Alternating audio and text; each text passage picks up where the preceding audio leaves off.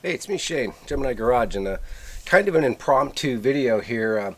You may recognize this Jeep. I did a heater core replacement on it and some other stuff. Got a bunch of videos on that, so if you have one of these or you're into that, check out those videos. But the owner of this Jeep just had some new tires put on it. And kind of a funny thing, you know, throughout my life I just got to the point where I started doing all my own work myself because shops and places just kept screwing stuff up, and it didn't matter how simple it was. That would include you know, mounting and balancing tires and everything else. So but this person I know, I'm like, yeah, you know, just go ahead and have some new tires put on it. Usually what I do is, honest to God, and I know this sounds crazy, I take my wheels off. I take them off, get a pickup truck or something, take them up to the tire place, have them do it, and then bring them back home, put it. That way I don't have to go over the lug nuts again, because you got to check all of that anyways. It's just, it's kind of ridiculous. But anyways, that's just kind of the way it is. It's the world we live in, and it's the safe way to be, especially when it's with your wheels and your lug nuts and all that stuff. So anyways, fast forward, when you get your tires replaced on something like a Jeep, these things have this tailgate on here, and you kind of got to be careful how big a tire you put on here.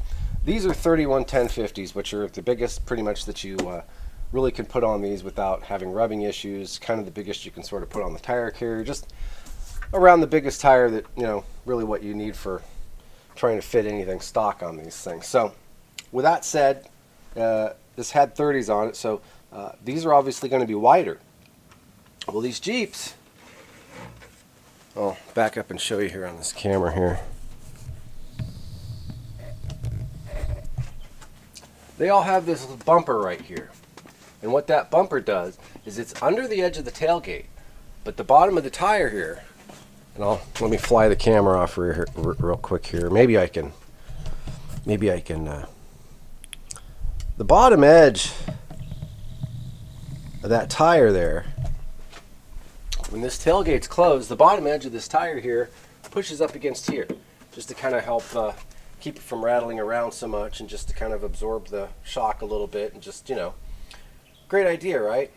Well, when you put a wider tire on there, what's going to happen? A lot wider tire. From at least what, you know, here's what's going to happen. When you're going to close this, because the tire is wider, it's going to contact that bumper sooner. And then just, you know, that in the way that they maybe have the tire mounted, because the tire is going to be a little bit lower to clear this. So anyways, this thing is about shy of closing about 2.5 inches, if you can see that there.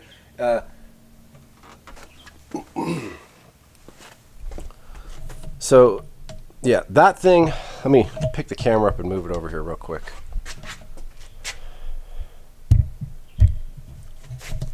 So just to show you here,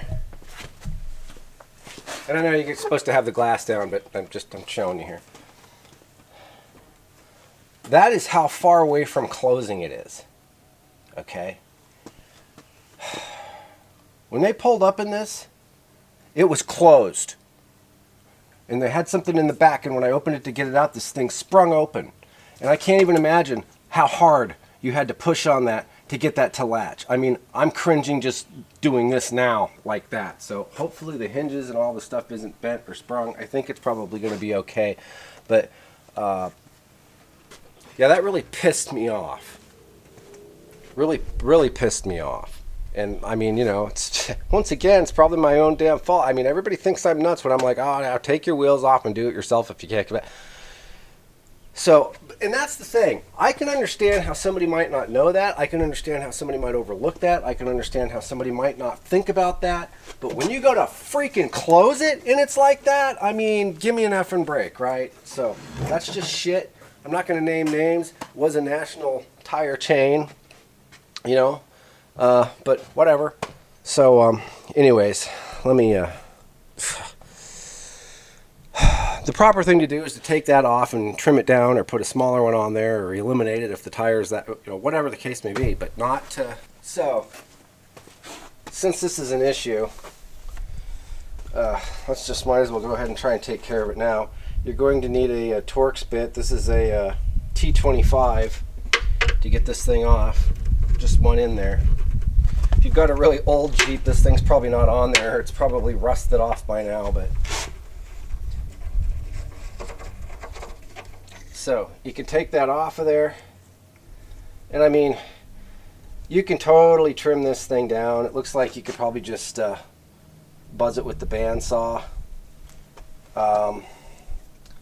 It's gonna have probably some kind of metal or vulcanized here, because it looks like it's almost got like a washer in there where this bolt goes up against. So but I will figure this situation out, and that's the proper thing to do. Is when it won't close, you realize, oh, it's the bumper, and then you tell the customer, hey, you know, whatever you need to do to fix that, you know, because and now it should close without any issues.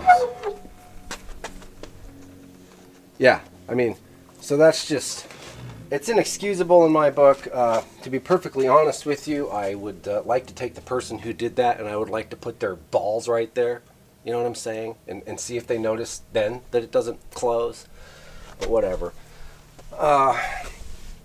We've already got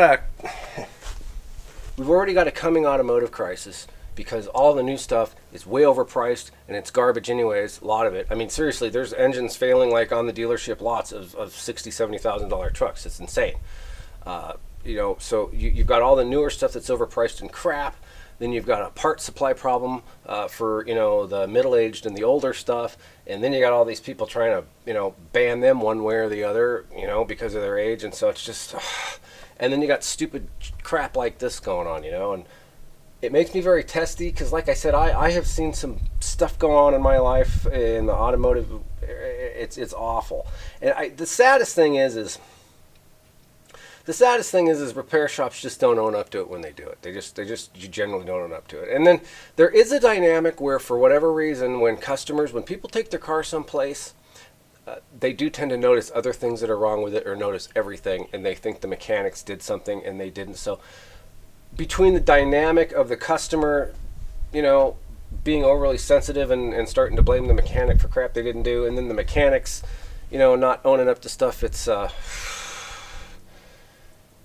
it's not good in the automotive industry sometimes. That's why the classic car industry, I think, has always been so much more enjoyable, because it's just full of people who know cars mostly and like cars. And but when you get into this whole thing with the designers and the engineers and the government mandates and then the dealerships and all that stuff, it just gets kind of nasty. So anyways, having said that, I tend to get a little bit more pissy when it's tires and wheels, and especially something like this. I mean, like I said, I could see how you'd overlook it, but my God, what did he have to do to frickin' close the door on this thing, back it into the wall?